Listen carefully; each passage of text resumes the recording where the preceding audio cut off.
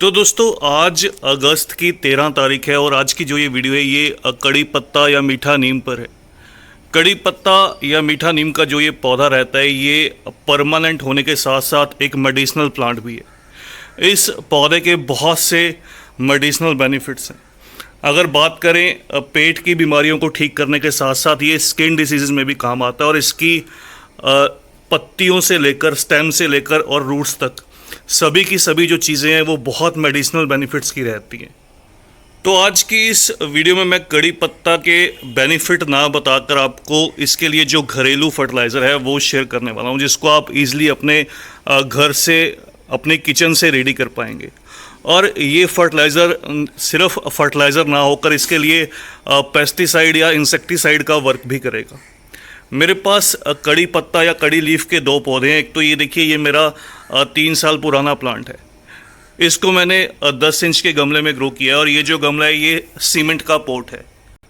इन 3 सालों में इस प्लांट को मैंने केवल 2 बार रीपॉट किया है। इन पौधों को बार बार रीपॉटिंग पसंद नहीं रहती, क्योंकि गर्मी का मौसम इन पौधों का ग्रोइंग सीजन रहता है और सर्दी का जो मौसम रहता है उस समय ये रेस्ट या डोरमेंसी में रहते हैं। उस समय आप नोटिस करेंगे इन पौधों की जो पत्तियां हैं वो येलो होने लगती हैं, गिरने लगती हैं।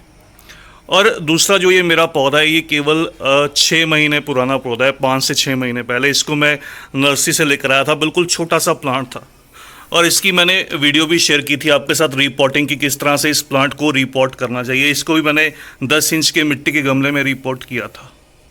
जब ये मैं प्लांट लेकर आया था तो ये सिंगल स्टेम प्लांट था। इसकी जो स्टेम है वो बहुत ज़्यादा वीक थी, जो पतली स्टेम थी। और इस स्टेम को अगर आप अभी नोटिस करेंगे केवल 6 महीने में जो ये रिज़ल्ट आया, इसकी जो स्टेम है थोड़ी सी थिक होने लगी है और खुद ब खुद अपने आप स्टेबल होने लगी है। तो इसके लिए क्या करना पड़ता है, इसके लिए आपको जो ट्रिमिंग है ब्रांच की या कटिंग है वो करनी चाहिए। एक तो इससे आपका जो प्लांट है वो बुशी बनता है, वो मल्टीपल जो ब्रांचेस है वो ग्रो करने लगता है। दूसरा, इसकी जो बेस की जो स्टेम्स रहती हैं वो थोड़ी थिक होने लगती है। तो ये काम बहुत इंपॉर्टेंट रहता है जब भी आप इसका अपनी किचन के लिए या कोई भी मेडिसिनल बेनिफिट के लिए यूज़ कीजिए।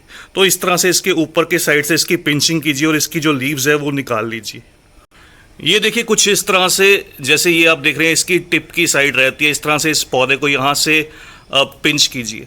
तो ऐसा करने से आपको जो भी इसकी लीव्स चाहिए उतनी आप लीव्स निकाल लीजिए, उतनी आप जगह को पिंच कर दीजिए और नीचे की साइड से आपको जो मल्टीपल शूट्स हैं वो मिलने लगेंगी। इस काम को आप बहुत ज़्यादा गर्मी के मौसम में अवॉइड कर सकते हैं। जब बरसात का मौसम रहे तो ये काम कीजिएगा। और इन पौधों की जो रीपॉटिंग रहती है वो आप कोशिश कीजिए या तो मानसून के टाइम में या फिर जब गर्मी की शुरुआत होती है फरवरी या मार्च के मौसम में। इन प्लांट्स की अच्छी ग्रोथ के लिए जो एक काम और बहुत ज़्यादा इम्पोर्टेंट रहता है वो ये कि इन प्लांट्स को आप हल्की सी मॉइस्ट सॉइल दीजिए, जिसमें हल्की सी नमी बनी रहे। और दूसरा, सेमी शेड एरिया। अगर आपका ये पौधा कुछ गमले में लगा हुआ प्लांट है तो इसको आप छायादार जगह में, जहाँ पर बहुत तेज़ जो सीधी धूप है, दिन की धूप है वो ना पड़े, सुबह और शाम की धूप पड़े, वहाँ पर ग्रो कीजिए। वहाँ पर ये जो प्लांट है ये अच्छे से ग्रोथ करते हैं। चलिए, ये तो हुई इस पौधे की सभी केयर टिप्स के बारे में। अब बात करते हैं इसके लिए जो घरेलू फर्टिलाइज़र है, जो फर्टिलाइज़र के साथ साथ इसके लिए इंसेक्टिसाइड और पेस्टिसाइड का भी वर्क करेगा, वो आपके साथ शेयर करूंगा। बहुत से कमेंट्स आते हैं हमारे जो पौधे रहते हैं इसकी जो पत्तियां हैं वो श्रिंक होने लगी हैं या वो कुछ खाई हुई रहती हैं। इस तरह से देखिए, जैसे ये मेरे प्लांट में आपको नज़र आएंगी। फर्टिलाइज़र को रेडी करने के लिए यहाँ पर मैंने एक बकेट के अंदर 2 लीटर लगभग जो है वो पानी लिया है। इस तरह से आप भी बकेट में, सिंपल ये टैप वाटर है, नल का जो पानी रहता है, आप भी बकेट में 2 लीटर पानी ले लीजिएगा। उसके बाद जो फर्टिलाइज़र है वो कुछ इस तरह से रहेगा। ये देखिए, ये खट्टा या सोर इसको कह सकते हैं, दही है, कर्ड है, जो घर में हम नॉर्मल दही का इस्तेमाल करते हैं वो चीज़ है। ये जो आप दही देख रहे हैं ये लगभग 10 से 15 दिन पुराना है और इसी तरह से इसी के अंदर रखा गया है। जैसे आप घर में कड़ी बनाने के लिए पुराने या खट्टे दही का इस्तेमाल करते हैं, वैसे ही आप इस तरह से पुराने दही का इस्तेमाल कीजिएगा। तो इसके क्या बेनिफिट रहते हैं ये भी आपको बताऊंगा। सबसे पहले इसकी कितनी क्वांटिटी हमें लेनी है वो आपके साथ शेयर करता हूँ।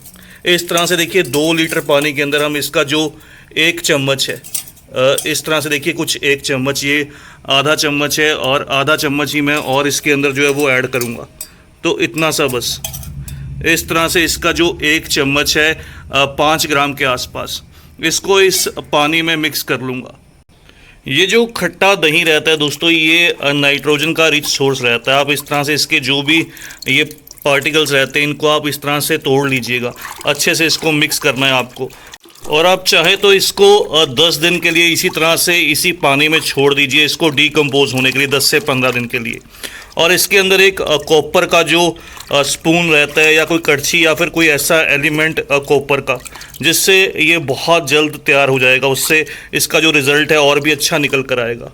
तो इस तरह से आपको इस फर्टिलाइज़र को रेडी कर लेना है। ये देखिए हमारा जो फर्टिलाइज़र है अब बिल्कुल रेडी है। इसको मैंने अच्छे से जो है वो जितने भी पार्टिकल्स हैं उनको ब्रेक कर लिया और अच्छे से मिक्स कर लिया। तो जितना आपका खट्टा ये दही रहेगा उतना ज़्यादा आपको ये बेनिफिट देगा। एक तो ये सॉइल को एसिडिक बनाएगा अगर आप इसको सॉइल में इस्तेमाल करेंगे। दूसरा, इसके साथ साथ ये जो जितने भी आपके इंसेक्ट या पेस्ट अटैक करते हैं इसके खट्टेपन से दूर रहेंगे। और जैसे मैंने आपको बताया ये नाइट्रोजन का रिच सोर्स है और पौधों को बहुत अच्छे से ग्रोथ देगा। तो इस तरह से ये बिल्कुल अब रेडी हो चुका है, बिल्कुल प्रिपेयर हो चुका है।